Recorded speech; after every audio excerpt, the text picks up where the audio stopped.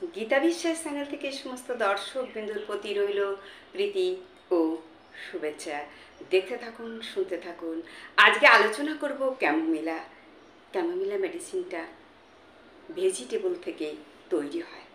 ক্লিনিক্যালে আমরা কি পেতে পারি? প্রচুর acidity, anxiety, anger, dentition, meningitis, headache প্রচুর আছে আমরা পেতে পারি। কিন্তু এবার আমরা একটু মেন্টালে চলে যাই, কারণ প্যাথোলজিক্যাল অনেক আছে দর্শকবৃন্দ। এবার এদের মেন্টালটা কেমন হয়? মেন্টাল এক একজন এক একভাবে ভাগ করেছে। নারায়ণ বন্দ্যোপাধ্যায় 4টে ভাগে ভাগ করেছে। এবার কেন্ট কিভাবে বলেছে মেন্টালটা, আমি একটু একটু করে আলোচনা করি, ভালো লাগবে মেন্টালি আলোচনা।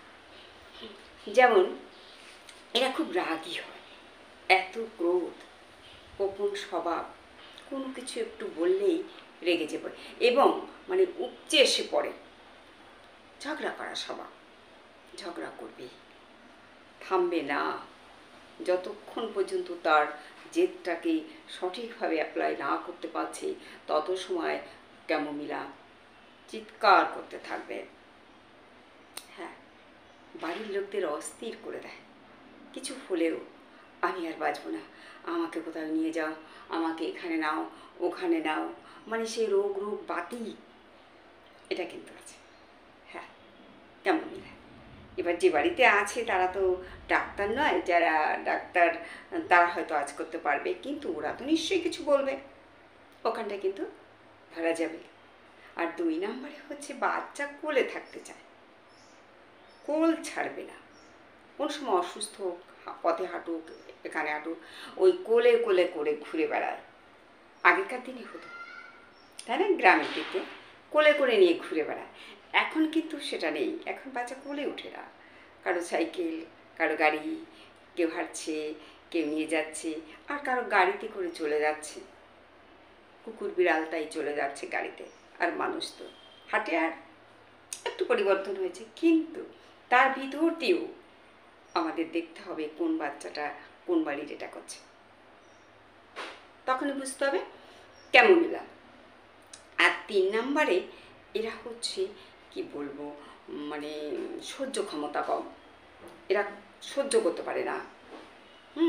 এদের সহ্য ক্ষমতা, কিছু একটু বললেই রেগে যাবে এবং এই গোপন স্বভাব থাকবে, আর ধৈর্য ধরতে পারবে না, বলে ফেলবে। ঝগড়া, 24 ঘন্টা ঝগড়া, একটার পর একটা ঝগড়া করতে থাকবে, এটা রেখে ওটা, ওটা রেখে ওটা, এইভাবে এদের সারাটা দিন চলে।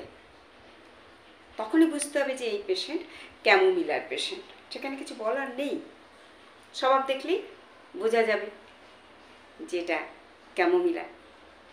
হ্যাঁ, কিচ্ছু করার নেই। এবং ক্যামোমিলার আর একটা জিনিস আছে, এরা যখন দুধ দেবে বাচ্চাদের, তখন এদের ইউটেরাসে একটা ব্যথা শুরু হয়। এটা একটা ভাইটাল জায়গা। হ্যাঁ, আনকমন পিকুলিয়ার সিনড্রোম। তা এক একটা ড্রাগে এক এক রকম থাকে, তো প্রচুর মনে রাখতে হয়, নাহলে হবে না। যদি বলে আমার বাচ্চাটাকে দুধ খাওয়াবার সময় আমার এটা হচ্ছে, তখন ধরে নিতে হবে আনকমন পিকুলিয়ার সিনড্রোম, যে ইউটেরাসে ব্যথা হচ্ছে, ব্রেস্ট মানে দুধ দেওয়ার সময়। তাহলে এইখানটা ভাবতে হবে, ওটা ধরে নিতে হবে যে এটা এসছে। তাই তো এইভাবে হচ্ছে ক্যামোমিলার বিচার করা হয়। দাঁতে ব্যথা, এবার বাচ্চা যখন দাঁত উঠবে তখন কিন্তু এদের একটা ডায়রিয়ার সমস্যা থাকে। ক্যামোমিলার বাচ্চা দাঁতে ওঠার সময় পাতলা পায়খানা করে। ক্যামোমিলা দেখছি কি সুন্দর। এইভাবে হচ্ছে এর মেন্টালিটি, এদের রেগে যাওয়া, ছুঁড়ে ফেলা, গোপন স্বভাব, এগিয়ে গিয়ে ঝগড়া করা। ক্যামোমিলা। দর্শকবৃন্দ, আজকে এখানেই রাখি, পরবর্তীতে অন্য মেডিসিন নিয়ে আলোচনা হবে। দেখুন, আমি বন্ধ করে দিয়েছিলাম, আবার এটা করছি, একটু দেখুন, ভালো লাগবে।